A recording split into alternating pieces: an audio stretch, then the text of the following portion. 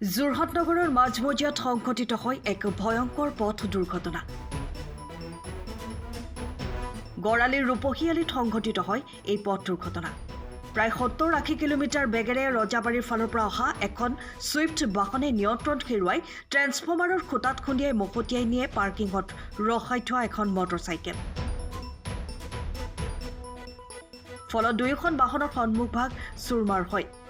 সৌভাগ্যক্ৰমে ঘটনাত কোনো লোক আঘাতপ্ৰাপ্ত হোৱা নাই। আনহাতে ঘটনা সংঘটিত কৰা ছুইফ্ট বাহনখনৰ নম্বৰ AS01AH0557।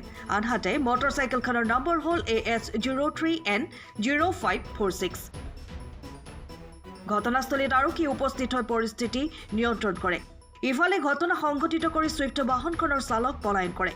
আনহাতে বাহনৰ ভিতৰত সুৰাৰ বটল পোৱাত চালকজনে সুৰাপান কৰি গাড়ী চলোৱাৰ বাবেই এই ঘটনা সংঘটিত হোৱাৰ অভিযোগ আনিছে প্ৰত্যক্ষদৰ্শীয়ে। মই দেখিছিলোঁ যে মই বাইক লৈ যেতিয়া গৈ আছোঁ, আপোনাৰ মালানী মেডিকেল হলটো আছে যে, সেইটো ওচৰত জাষ্ট মই পাইছোঁহি। থানা ৰোডৰ পৰা মই জাষ্ট ক্ৰছ কৰিম, এনেকুৱা ছুইফ্ট ডিজায়াৰ গাড়ীটো হোৱাইট কালাৰৰ এনেকুৱা স্পীডত ক্ৰছ কৰিছে, ড্ৰিফ্ট মানে এনেকৈ টাৰ্ণ মাৰিছে। ভাগ্য ভাল মোৰ বাইকত লগা নাই, নহ'লে মোৰ আজি কিবা হ'লে হয়। তাৰপিছত মই গৈ আছোঁ মোক অভাৰটেক কৰি পূৰা ফুল স্পীডত 80 মান স্পীডত গৈ আছিলে, গৈ আপোনাৰ ইয়াত ট্ৰান্সফৰ্মাৰত মাৰিলে। লগালগ মই পূৰা ইলেক্ট্ৰিচিটি চাউণ্ড পাইছোঁ। মই যেতিয়া আহি আছোঁ খোজকাঢ়ি, সেই ল'ৰাজন গাড়ীৰ পৰা ওলাই কিনে হালধীয়া কালাৰৰ এটা চুৱেটাৰ পিন্ধা আছিলে, পূৰা দৌৰ মাৰিছে, চবে তাৰ পিছে দৌৰি আছিলে। ইমানটোৱে চালোঁ মই অন দ্য স্পট। এই ঘটনাটো কেইটা 9:30 চাৰে নটা সৰু ল'ৰা আছিলে। আপোনাৰ 27-28 বয়সৰ এনেকুৱা হ'ব। কেইটা আছিলে?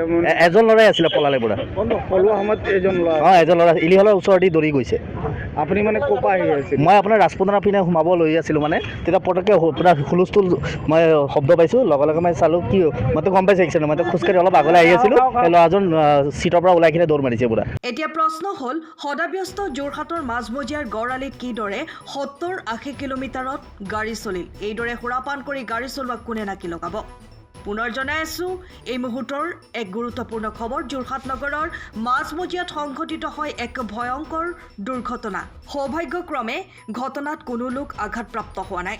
গড়ালিৰ ৰূপহীআলিত সংঘটিত হয় এই ভয়ানক পথ দুৰ্ঘটনা। প্ৰায় 70-80 কিলোমিটাৰ বেগেৰে অহা এখন ছুইফ্ট বাহনে নিয়ন্ত্ৰণ হেৰুৱাই ট্ৰেন্সফৰ্মাৰৰ খুঁটাত খুন্দিয়াই মহতিয়াই নিয়ে পাৰ্কিঙত ৰখাই থোৱা মটৰচাইকেল।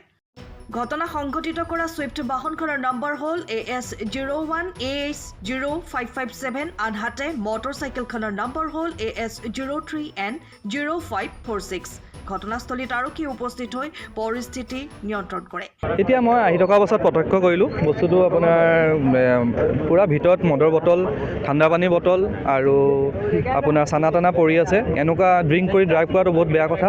আজি যিটো ঘটনা হৈছে গড়ালিৰ মাজমজিয়াত, মানুহ ভিৰ থকা অৱস্থাত, এইখনত ম'ম' মানুহে খাই থকা অৱস্থাত যিটো ধৰণে মাৰিছে, আপোনাৰ মানে হয়তো অলপ ইফাল সিফাল হোৱা হ'লে ট্ৰেন্সফৰ্মাৰ এটা ওচৰত আছিলে, হাই ভল্টেজ ট্ৰেন্সফৰ্মাৰ এটা ওচৰত থকা বাবে সেইটো নালাগিলে পাইছে। যদি লগা হ'লে গোটেই ট্ৰেন্সফৰ্মাৰ সৈতে চব উৰি গ'ল হয়। মানুহজনৰ কি অৱস্থা হ'লে মানুহজনে নিজে গম নাপালে। মানুহজন গাড়ীখন ইয়াৰ পৰা পলায়ন কৰিলে, আমি কোনো গম নাপালোঁ, মানুহজন পলালে। আৰু 2 নম্বৰ কথা, ষ্টেণ্ড কৰি থোৱা বাইক এখন আছিলে, বাইকখনকো মহতিয়াই লৈ গ'ল। আৰু মানুহ থকা হ'লে মানুহ কোনো নাবাচে, মানে ভাগ্যক্ৰমে মানুহখিনি নাই কোনো।